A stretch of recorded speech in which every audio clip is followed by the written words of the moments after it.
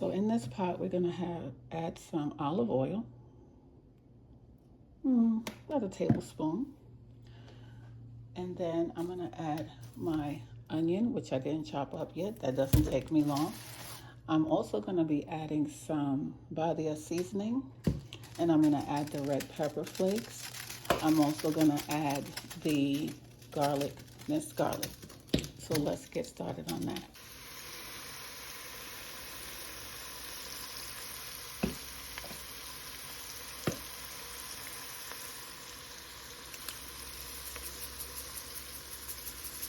I don't want it to be too hot. I need to turn this other light on. Give me a second. That is more than enough red pepper flakes because I don't want it too hot. So I added in the red pepper flakes. I added in the garlic paste. And even though the recipe does not call for it, I did add in a little stick of butter.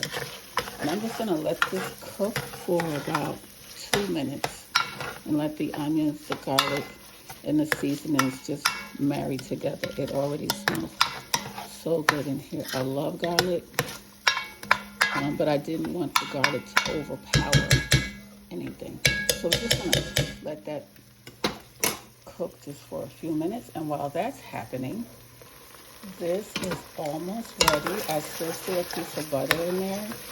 So we're gonna stir this up. It's just about ready.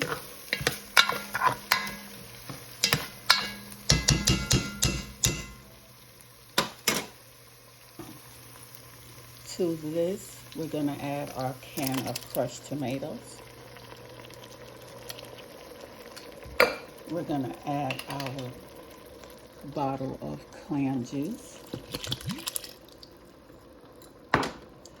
Let's stir that up.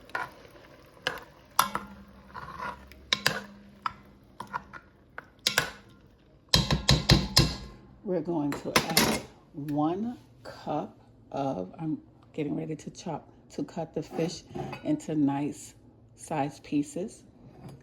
We're going to add 1 cup of white wine. So let's find that 1 cup mark, which is right there. And this, you can actually kind of eyeball it, add in our white wine. Give that a stir. And let that come to a nice simmer for a few minutes. This is still cooking. It's starting to come to a nice little simmer, not quite yet. As you can see, I've taken the red snapper and I've cut it. I'm leaving this piece on because I want every piece of the fish. So I cut them about this size. And I think that's a pretty good size. Now, while that's still cooking, I'm going to cut into a lemon. And I'm also going to cut into these 2 red snappers. I'm going to rinse my shrimp off so I can add them all at the same time. Okay, now that our fish stock has come to a nice boil, we are going to add in our fish. So I'm adding in the pieces of red, what is this? Tilapia. And don't forget, we're gonna season this up just a little bit more because we did not put any salt yet, and I did not forget that. So we have some salt here. But first, let's get our fish nestled into this broth. Haven't forgotten about our naan bread. Our naan bread is still rising over there, and we're just gonna nestle that in there. Let that get nestled in. We're going to take our whole snapper and just lay it in there just like that. Snapper does have bones, but you want to just make sure that whoever's eating it, look out for the bones. So we're going to do it like that. I'm going to add some lemon juice and a few seasoning on the fish. I'm taking a half of a lemon and I'm squeezing lemon in there, or as much as I can of that.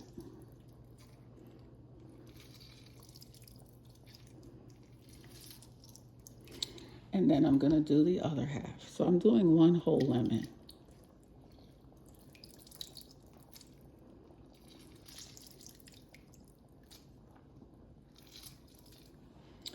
I'm going to do pepper. I do like a lot of pepper, but I won't make it too peppery. And I'm going to do salt. Not too much, but that's enough there. We're going to stir this around.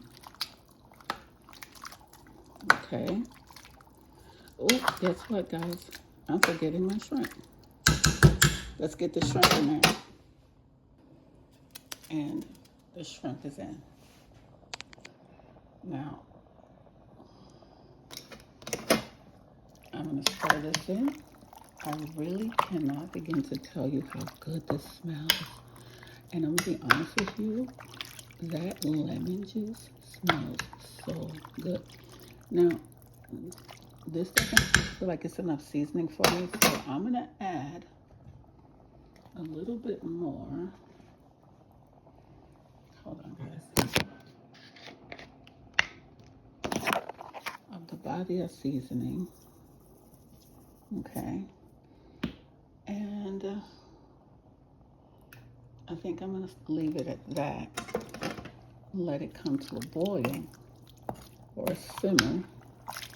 Oops. So everything is nice and cooked up. Oops, I'm making a mess here.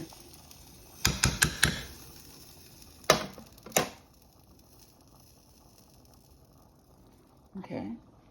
And we are going to, hold on one second.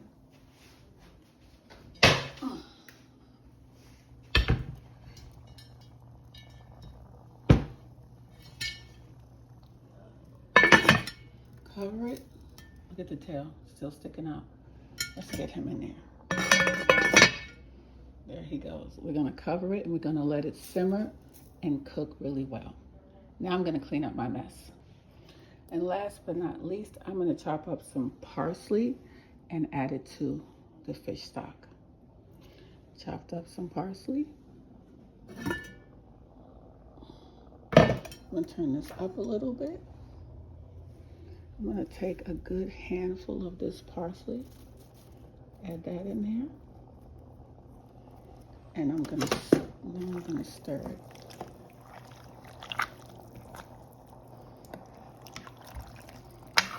After a little while, I'm going to taste it to see what it tastes like and to see if the flavors have melded together. I'm going to see if I need to add a little bit more wine or do I need to add a little bit more seasonings. Right now, I'm going to put the top on and let her go. All right, let's check on, before we get started, so now I have the pan for our naan bread. Our naan dough, as you can see, has risen. But before we get started on that, I want to check our fish soup. I did turn it down, and it smells so good. I can't begin to tell you. I apologize for not holding the phone correctly. So you have, that is the red snapper, which holds its shape very well. And what I want to do now is take a different spoon and taste to see if we need to adjust the seasonings. So I'm just going to taste a little bit, just to see if we need to adjust the seasonings.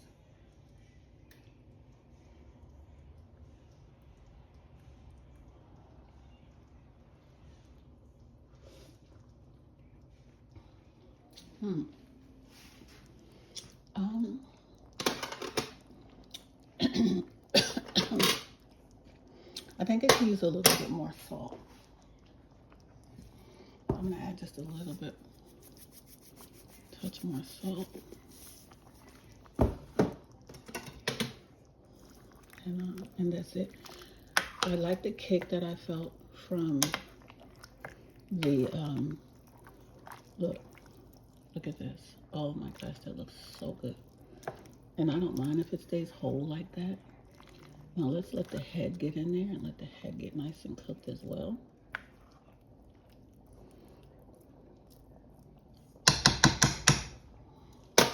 We're gonna let that cook